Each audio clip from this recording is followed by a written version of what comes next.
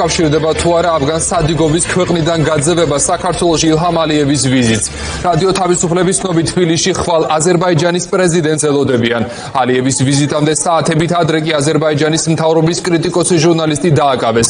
სასამართლო გვიან ღამით ჩაუნიშნეს და ჩვენი ქვეყნიდანაც გააძევეს.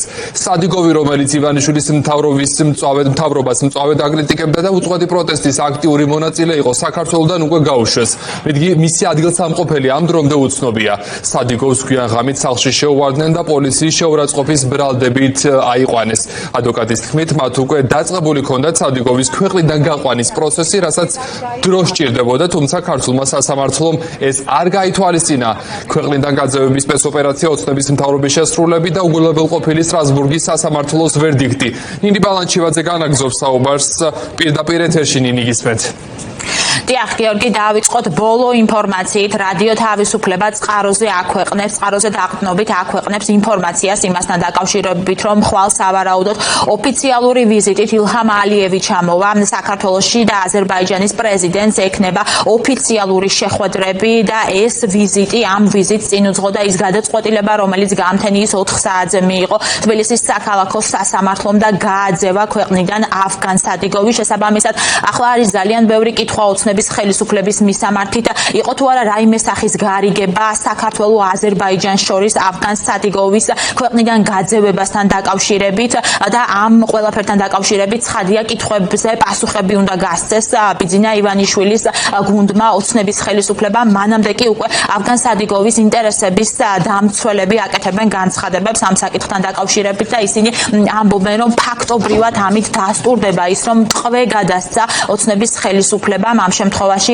აზერბაიჯანს დამოუკიდებელი და კრიტიკული ჟურნალისტის სახით და ამ ყველაფერს მათთვის მოწმობს ის პროცესები, თუ როგორც განვითარდა გუშინ ღამით პროცესები, როდესაც საცხოვრებელი სახლიდან ასე მოულოდნელად აიყვანეს ავგან სადიგოვი, ძალდატანებით გადაიყვანეს თბილისის საქალაქო სასამართლოში და განსაკუთრებული მობილიზება იყო ეზოშიც სამართალდამცველების მხრიდან და უკვე თბილისის საქალაქო სასამართლოს მოსამართლემ გამთენიის 4 საათზე, როგორც უკვე გითხარით, მიიღო მისი ქვეყნიდან გაძევების გადაწყვეტილება და ეს кейსი და ეს ამბავი ძალიან გავს იმ ყველაფერს, როგორც განვითარდა პროცესები 2017 წელს ავგან მუხთართან დაკავშირებით. აზერბაიჯანელი ჟურნალისტი, რომელიც იდევნებოდა ქვეყანაში სწორედ კრიტიკული პოზიციების გამო, რეჟიმის მისამართით კრიტიკული აზრების გამოთქმის გამო, ისიც გაუჩინარდა 2017 წლის 29 მაისს თბილისიდან და უკვე 30 მაისს გახდა ცნობილი ინფორმაცია იმასთან დაკავშირებით, რომ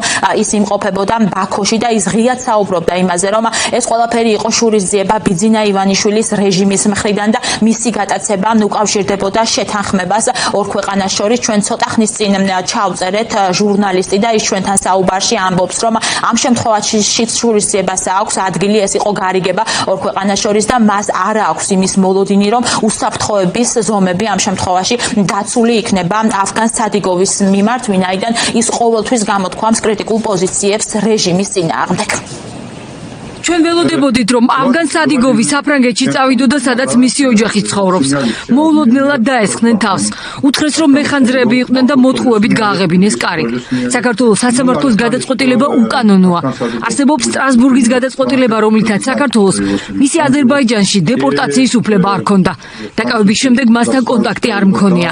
არავინ იცის სადაა. ბაქოში მას ადვოკატი ამ დრომდე უშედეგოდ ეძებს. მართალია მის წინააღმდეგ აზერბაიჯანში საქმე შეწყვეტილია, მაგრამ ეს არაფერს ნიშნავს.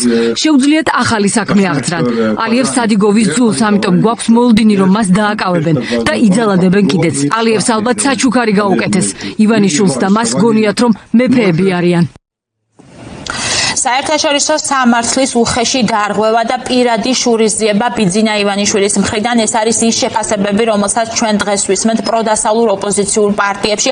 ოპოზიციის ალიანსმა გაავრცელა საერთო განცხადება და ამ განცხადებაში საუბარია და ხაზგასმა იმ გადაწყვეტილებაზე, რომელიც მიიღო გასულ წელს სტრასბურგის ადამიანის უფლებათა ევროპულმა სასამართლომ, რომლის მიხედვითაც ქართულ ოცნებას არ ჰქონდა იმის უფლება, რომ აზერბაიჯანისთვის გადაეცა ავგან სადიგოვი. შესაბამისად, ისინი საუბრობენ შურისძიებასთან დაკავშირებით იმ კრიტიკული პოზიციების გამო, რომელიც აზერბაიჯანელ ჟურნალისტს ჰქონდა, მათ შორის საქართველოში ბიძინა ივანიშვილის რეჟიმის წინააღმდეგ. ის აქტიურად იდგა პროევროპულ აქციებზე, იღებდა ამ აქციებში მონაწილეობას. მის წინააღმდეგ 62 ადმინისტრაციული სამართალდარღვევა არის და მათ შორის ჟურნალისტი დაკავებული იყო ორჯერ გზის გადაკეტვის გამო. შესაბამისად, მის აქტივობას უკავშირებენ სწორედ ოპოზიციური პარტიები თბილისის საქალაქო სასამართლოს მიერ მიღებულ გადაწყვეტილებას. აზერბაიჯანელი ჟურნალისტის აფგან სადიგოვის მიმართ მიღებულმა გადაწყვეტილებამ კიდევ ერთხელ ხაზგასმით გვაჩვენა თუ რამდენად მოწყვლადია რეჟიმი, რამდენად მოწყვლადია დღეს ქართული ოცნება და რამდენად მოწყვლადია ბიძინა ივანიშვილი. ეს ადამიანები პირად შურისძიებას მზად არიან გადააყოლონ ამ ადამიანებმა ჩვენი ქვეყნის ეროვნული ინტერესები და უგულველყონ ადამიანის უფლებები და თავისუფლებები. ჩვენ ვიცით, რომ არსებობს ადამიანის უფლებათა ევროპული სასამართლოს გადაწყვეტილება, რომ აზერბაიჯანში აფგან სადიგოვს ემუქრება პირველ რიგში თავისუფლების საქმე და ასევე მის სიცოცხლეს შეიძლება შეიქმნას საფრთხე. მიუხედავად ამისა, რეჟიმის მოსამართლე ჩოჩქიანმა მიიღო უსამართლო გადაწყვეტილება. ეს გახლავთ ივანიშვილის რეჟიმის მხრიდან კიდევ ერთხელ უხეში დარღვევა საერთაშორისო სამართლის. ივანიშვილმა და მისმა რეჟიმმა დაარღვეს ამ შემთხვევაში კონკრეტული გადაწყვეტილება ევროპული სასამართლოსი და ეს გახლავთ პირადი შურისძიება ივანიშვილის. ყველას კარგად გვესმის, რომ სადიგოვის პოზიცია, მისი კრიტიკული დამოკიდებულება რეჟიმის მიმართ, მისი გაუტეხელობა რეჟიმის რეპრესიების მიმართ იქცა აი ამ საბოლოო გადაწყვეტილების, საბოლოო რეპრესიის მიზეზად და რა თქმა უნდა ეს იქნება კიდევ ერთი საქმე, სადაც ივანიშვილმა აბსოლუტურად ფეხქვეშ გათელა ყველა ფუნდამენტური ადამიანის უფლება.